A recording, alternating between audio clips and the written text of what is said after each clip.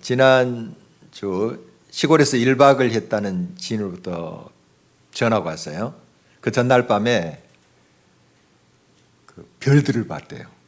아주 감격해서 그렇게 전화를 했습니다. 오랜만에 별들을 봤대요.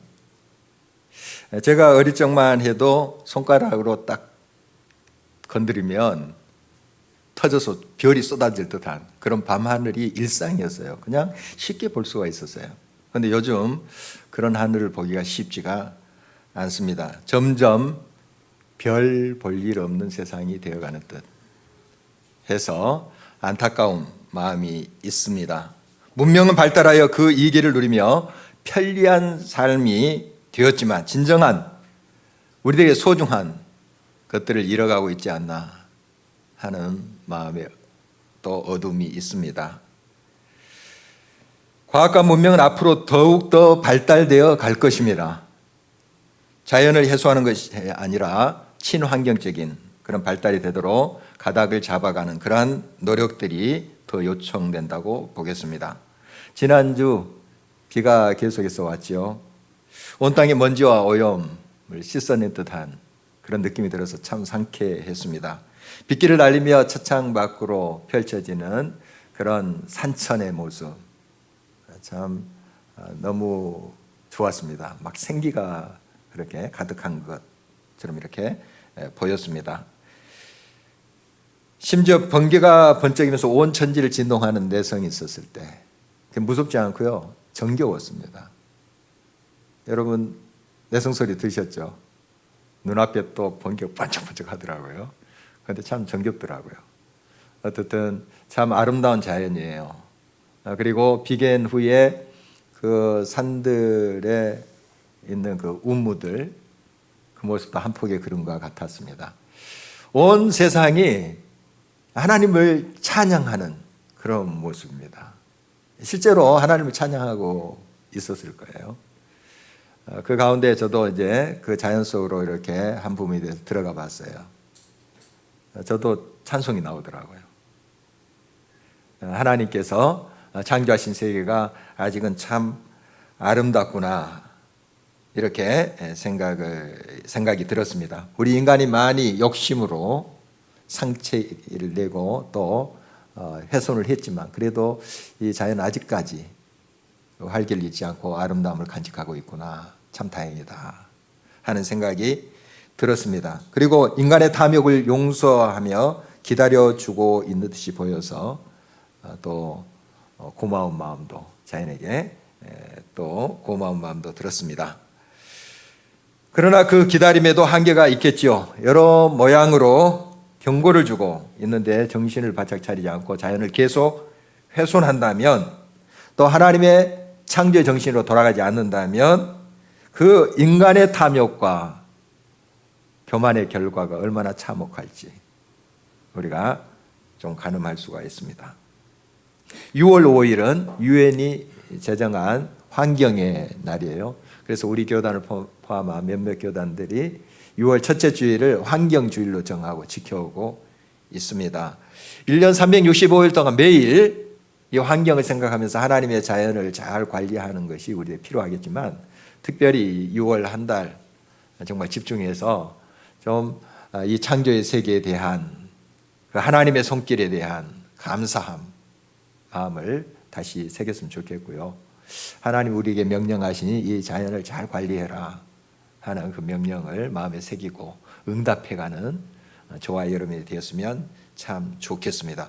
오늘 시인 다윗은 하나님의 손길로 빚어진 온 땅과 하늘에 가득한 그 하나님의 이름의 아름다움 그리고 하나님의 영광을 찬양하고 있습니다. 본문 1절을 주목하십니다. 여호와 우리 주여, 주의 이름이 온 땅에 어찌 그리 아름다운지요. 주의 영광이 하늘을 덮었나이다. 미세먼지가 기승을 부리고 아직도 코로나19 확산세가 거세게 우리를 또 휘감고 있습니다. 그러나 여러분들이 좀 여유를 내서 밖으로 나가 보십시오. 사람들이 붐비지 않는 그 아름다운 곳들도 많아요. 그래서 좀 자연 속에 있어 보시길 바랍니다. 조용히 산책하는 것도 좋고요. 또 여러분들이 같이 또 산행을 해도 좋겠습니다. 이 자연 속에 잠시라도 좀 머물 수 있는 그런 여유를 가져 보십시오. 저절로 찬양이 나와요. 주 하나님 지으신 모든 세계 내 마음 속에 그리워 볼 때 하늘의 별 울려 퍼지는 내 삶 주님의 권능 우주에 찾네 숲속이나 험한 산 골짜기에서 지저귀는 저 새소리들과 고요하게 흐르는 시냇물은 주님의 솜씨 노래하도다. 우리 다 함께 주님의 높고 위대하심을 내 영혼이 찬양하네 주님의 높고 위대하심을 내 영혼이 찬양하네.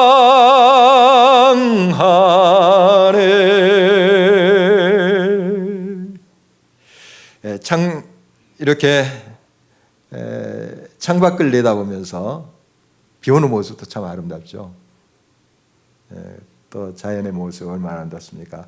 이제 여러 거동하기가 어려우신 분들도 한번 그래 보십시오. 밖은 나가지 못하지만 좀 차창 또 창문 밖에 그 광경들을 보면서 그 자연 속에 한번 자신을 이렇게 일부러 넣어 보십시오.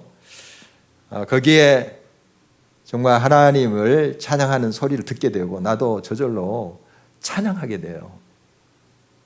그래서 정말 그런 하나님의 찬양에 동참했으면 좋겠습니다.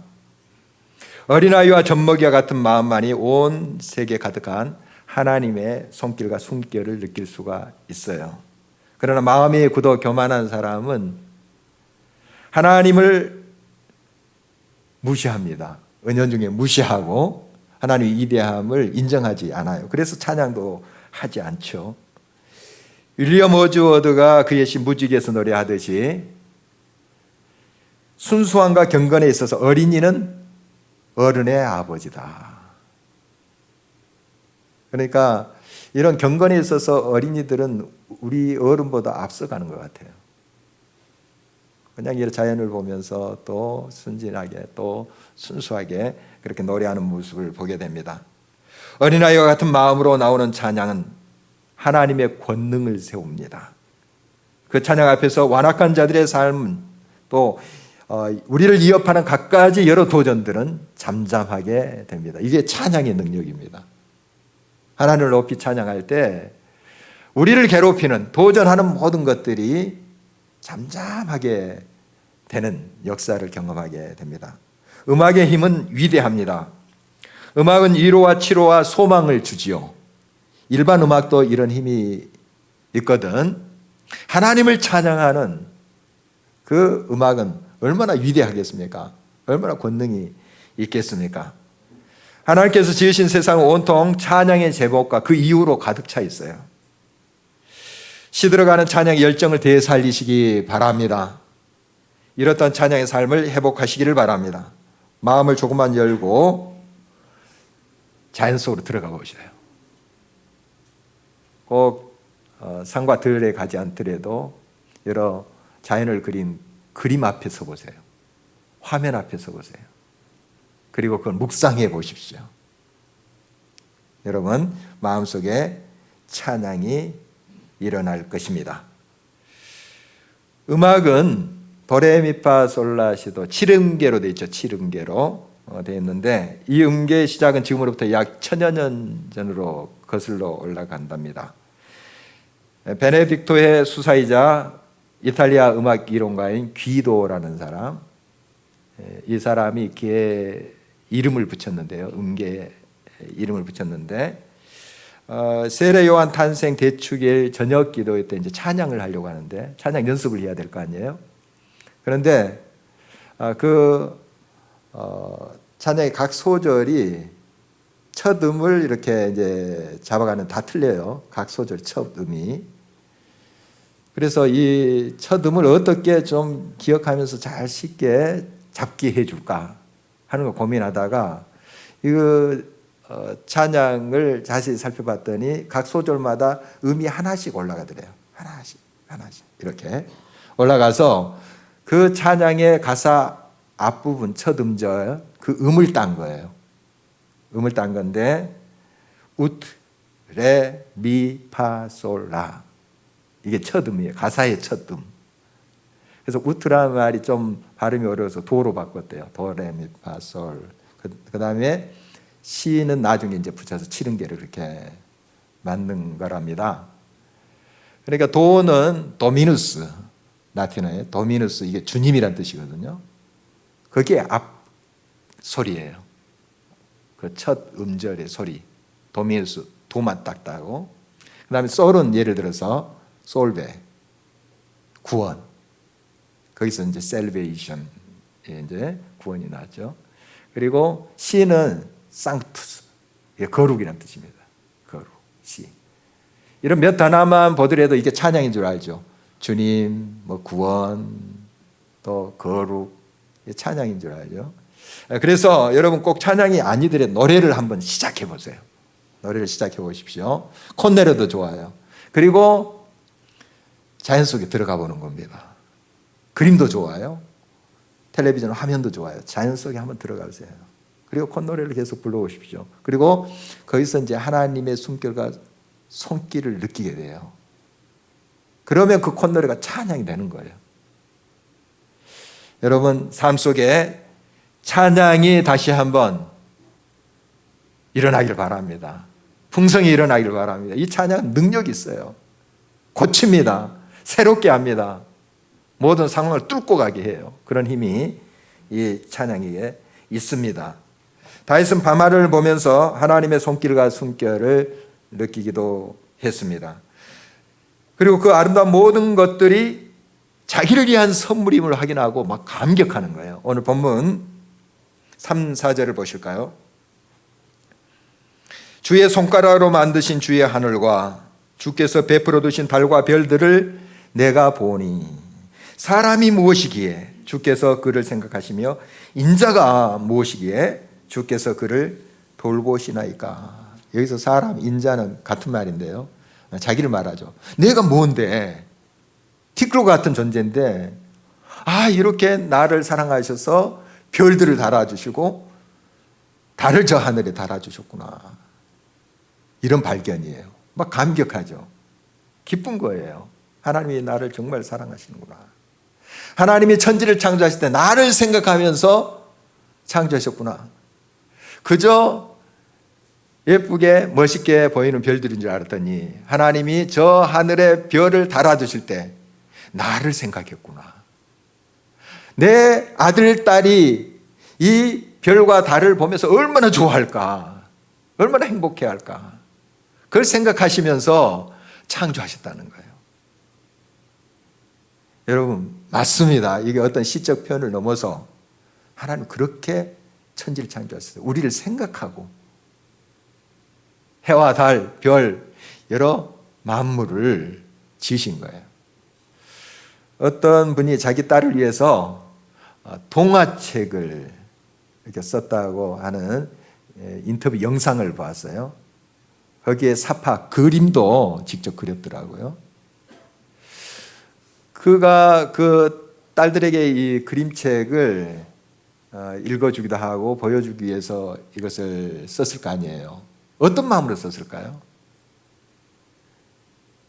내 딸이 이것을 보면서 얼마나 기뻐할까, 얼마나 행복할까, 그 생각하고 쓰지 않았겠습니까? 그림도 그렇게 그리지 않았겠어요? 그런데 만약에 그 딸이 아빠가 그렇게 정성껏 동화도 만들어내고 또 그림도 그렸는데 본체만치 않은 거예요. 그리고 막 굴러다녀요. 그게 그림책이. 화장실에 가서 또 그렇게 굴러다니기도 하고 막 그런다면 아빠의 마음은 어떻겠어요? 근데 다행히 그 분의 딸이 이제 지금 성년이 됐는데 그 어렸을 때 아빠가 만들어준 그 그림책을 보물처럼 여기고 있더라고요. 여러분, 하나님께서 이 자연을 만드실 때 여러분 한 사람 한 사람을 기억하시면서 만드신 거예요. 여러분은 창세 전부터 만세 전부터 계신 분들이에요. 하나님은 아셨어요. 성경에 나온 편입니다. 만세 전부터 우리를 아셨다고. 그러니까 천지를 창조하실 때 그냥 창조하셨겠어요? 누구를 위해서요? 저와 여러분을 위해서 창조하셨다는 거예요. 그 하나님의 사랑을 우리가 다시 한번 기억할 수 있어야 됩니다. 하나님이 이 아름다운 천지 만물을 우리에게 주시고 그것을 누림과 동시에 다스리게 하셨어요. 6절에서 8절입니다. 주의 손으로 만드신 것을 다스리게 하시고 만물을 그의 발 아래 두셨으니 곧 모든 소와 양과 들짐승이며 공중의 새와 바다의 물고기와 바닷길에 다니는 것이니이다. 만물의 통치자이시며 주권자이신 하나님께서 자기보다 우리를 조금 못하게 하셨다. 오늘 성경에 보니까 기분 나쁘지 않으시죠? 하나님같이 좀 만들어 주셔야 되는데 자기보다 조금 못하게 하셨다. 이런 표현이 영광입니다. 하나님 형상대로 만드셨다는 거예요. 우리는 하나님이 아니잖아요. 하나님 형상대로 우리를 만드셨대요. 그리고 영화와 존귀로 관을 씌우셨대요. 하나님의 자녀 삼아 주셨어요. 그리고 이 통치권은 만물을 다스리는 그런 권능은 하나님께만 있는 거예요, 사실. 그걸 우리들에게 위임하시고 너희들이 다스려라 하는 거예요. 얼마나 큰 은혜입니까? 우리가 무엇인데? 그렇게 우리를 믿고 다스리라.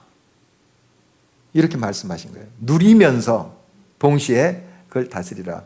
다스리라는 것은 그냥 마음대로 쓰라 하는 것이 아니고 물론 누리면서 그것을 잘 가꾸어라 하는 뜻이에요. 관리해라 하는 뜻입니다. 창세기 1장 28절 말씀에도 그 명령이 있지요. 하나님이 그들에게 복을 주시며 하나님이 그들에게 이르시되 생육하고 번성하여 땅에 충만하라. 땅을 정복하라. 바다의 물고기와 하늘의 새와 땅에 움직이는 모든 생물을 다스리라 하시니라. 이 정복하라 하는 말 오해하는 사람들이 있어요. 마구 훼손하고 내 것이니까, 내가 돈 주고 산 땅이니까 내 마음대로 한다? 틀렸어요. 하나님 것이에요. 온 세상 하나님 것이에요. 우리들에게 위탁한 거죠. 청지기로 우리를 삼으셔서 그것을 관리하도록 하신 거죠. 이 땅을 잘 관리하라는 그 명령은 우리 신학에서 문화 명령이라 합니다. Cultural Mandate라고 하는데 그 문화 명령이에요. 바로 세상을 개발할 때 우리의 합리적 이성을 통해서 개발을 해요. 막 연구하면서 정말 또 우리가 편리한 대로 또 이게 개발을 하죠. 그런데 그 개발에는 윤리성과 도덕성이 따라야 돼요. 나아가서 하나님의 창조의 원리를 따라야 돼요.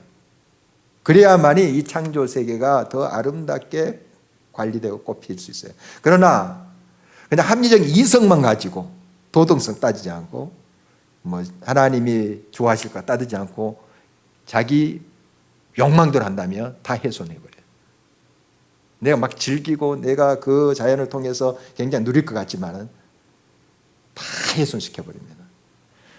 그러니까 하나님의 문화 명령은 하나님의 뜻을 우리가 잘 알고 이 모든 자연 만물을 아름답게 가꾸어내는 것입니다. 바로 이것은 일반 모든 사람이 주신 명령이에요. 꼭 크리스찬에게만 주신 명령이 아니고 모든 이 세상의 사람들에게 주신 명령이 문화 명령인데 우리 크리스찬들이 모범이 돼야 돼요. 그런데 크리스찬들이 세상 사람들과 똑같고 더 못한다. 그 하나님 말씀을 어기는 거예요. 우리가 앞장서서 바로 이 모든 자연을 잘 보존해야 된다는 사실입니다. 지난 4월에 발표된 세계기상기구의 2020년 지구 평균 기온은 산업화 이전보다 1.2도 올랐대요.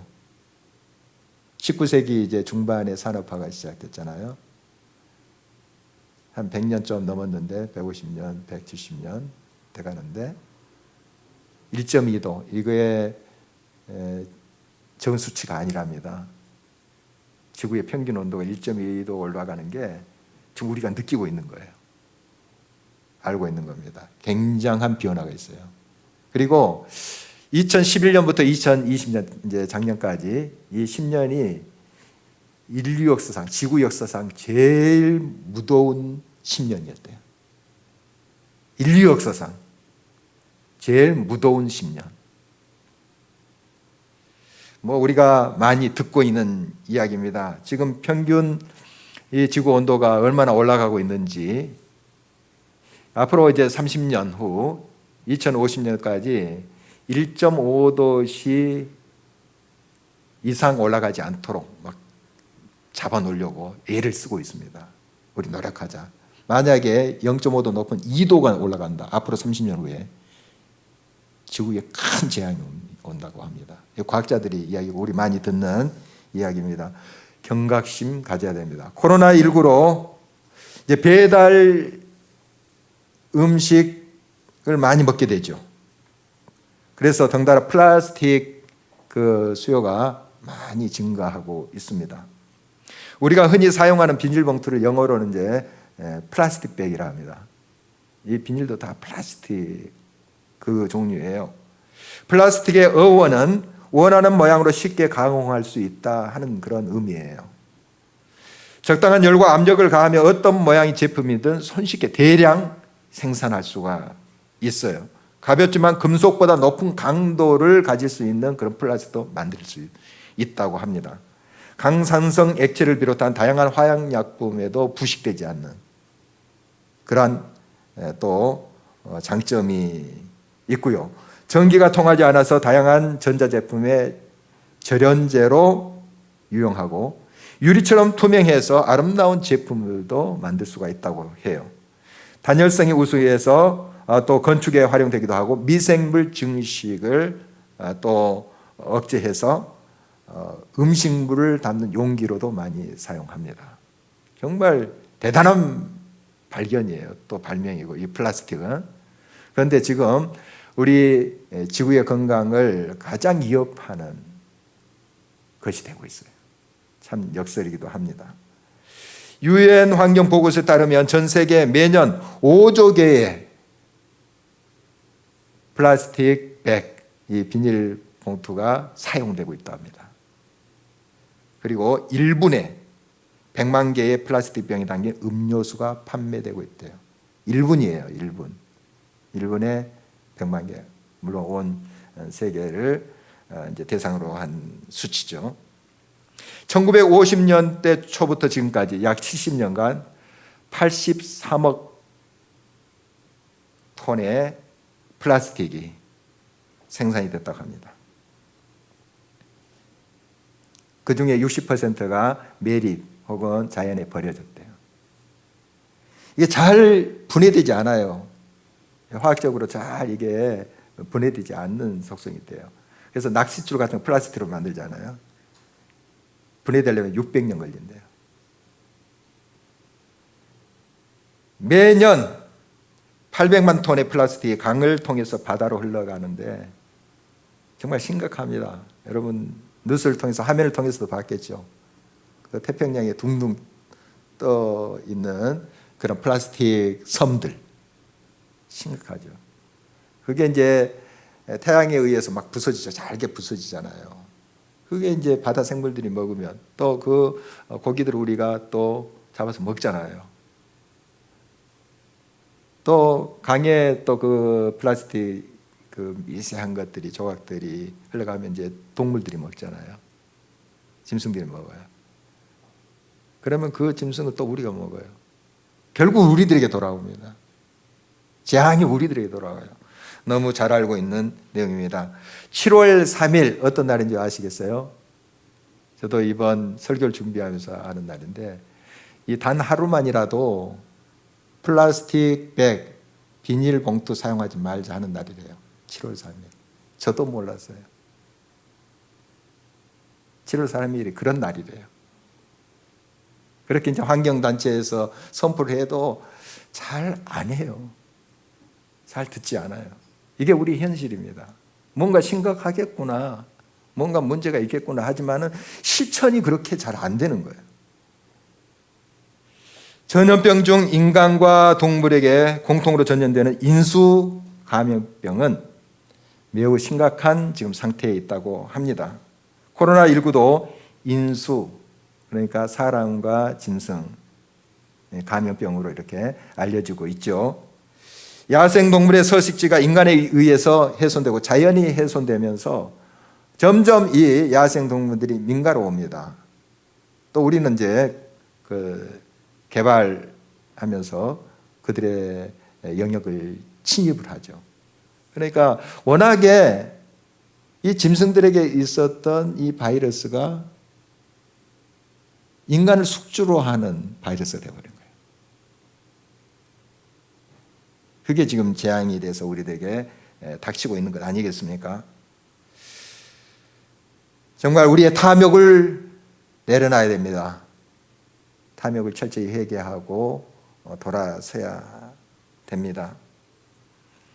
여러 가지 자연환경을 지키기 위해서 환경 문제에 경각심을 가지고 우리가 대처해야 되겠지만, 정말 이 플라스틱 사용에 대해서 심각한 또 우리가 경계를 하면서 좀 동참했으면 좋겠어요. 1년 365일 우리가 다 지켜야 되겠지만, 특별히 이제 환경주일이 있는 6월 한 달만이라도 한번 3개 쓸 거 1개 쓰고 이렇게 해보십시오. 좀 노력하십시다. 그리고 대중교통 이용하기, 좀 되도록이면 적당한 거리면 또 걸어가기, 그럼 건강에도 좋잖아요. 좀 이렇게 우리 크리스찬들이 먼저 실천했으면 좋겠습니다. 이게 작은 노력들이지만 이게 모이면 엄청난 큰 게 돼요. 큰 변화가 돼요.